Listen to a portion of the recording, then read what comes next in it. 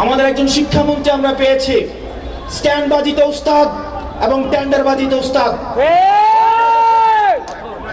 Camera স্ট্যান্ডবাজি, পিয়ার স্ট্যান্ড। মাননীয় শিক্ষামন্ত্রী সব জায়গায় গিয়ে বলে নকল আর চলবে না। 2026-এর শিক্ষার্থীরা আপনাদেরকে দেখিয়ে দিচ্ছে এই স্ট্যান্ডবাজি আর বাংলাদেশে চলবে না।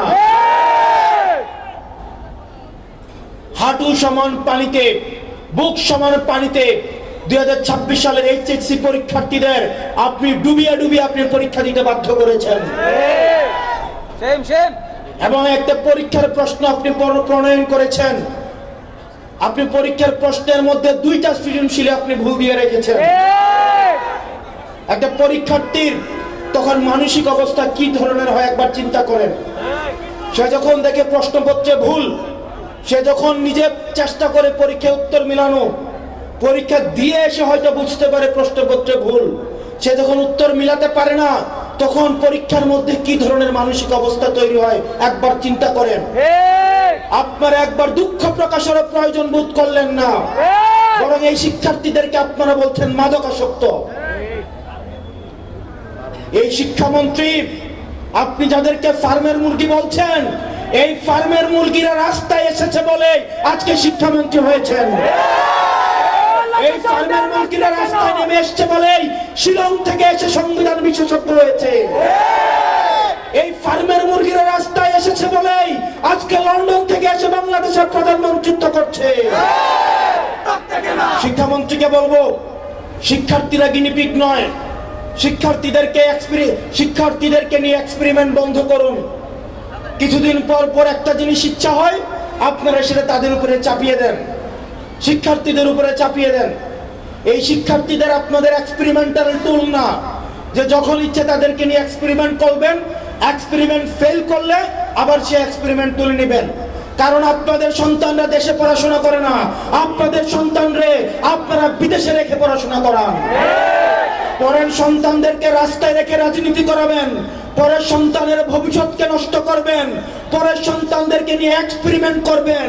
এই বাংলাদেশ নিয়ে এক্সপেরিমেন্ট আর আমরা আপনাদেরকে করতে দিব না। নগদ নিয়ে এলো হার না মানা হার অফার। সর্বনিম্ন 10,000 টাকা রেমিটেন্স নগদে পাঠালে থাকছে স্বর্ণের হার জেতার সুযোগ।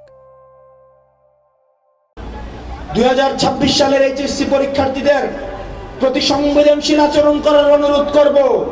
না হয় এই শিক্ষার্থীরা যদি রাস্তায় নেমে দৃঢ় অবস্থান নেয়, আপনার পাটাতন যে শক্ত না, এই অর্ধবেলা আন্দোলনে সেটা বোঝা গিয়েছে। আমরা 24 পরবর্তী বাংলাদেশে এই ধরনের বাংলাদেশ আমরা চাই না। ব্যবসায়ীরা হাহাকারের মধ্যে রয়েছে, ফুটপাতের হকাররা হাহাকারের মধ্যে রয়েছে, রিক্সাওয়ালা ভাইয়েরা হাহাকারের মধ্যে রয়েছে। 200 টাকা ইনকাম করলে 50 টাকা বিএনপি ছাত্রদল যুবদলকে চাঁদা দিতে হয়, স্থানীয় এমপিদেরকে চাঁদা দিতে হয়। এই চাঁদাবাজির বাংলাদেশ আর চলবে না। আপনারা যদি মনে করে থাকেন এই চাঁদাবাজির যাত্রা আপনারা অব্যাহত রাখবেন, মনে করার দরকার নাই এভাবে বেশি দিন খাইতে পারবেন। হাসিনার হয়তো 17 বছর লাগছে। আপনারা এটা বলেন সত্য, প্রত্যেক দিন জুলাই হয় না, প্রত্যেক বছর জুলাই হয় না, কিন্তু যখন জুলাই হয় তখন পালানোর জায়গা পাবেন না। হাসিনার জন্য ইন্ডিয়া ছিল, আপনারা বলেন আপনারা বাংলাদেশ পন্থী দল, আপনাদেরকে আমাদেরকে ইন্ডিয়াও নিবে না, পাকিস্তানও নিবে না, আমাদেরকে এই দেশের মধ্যেই থাকতে হবে।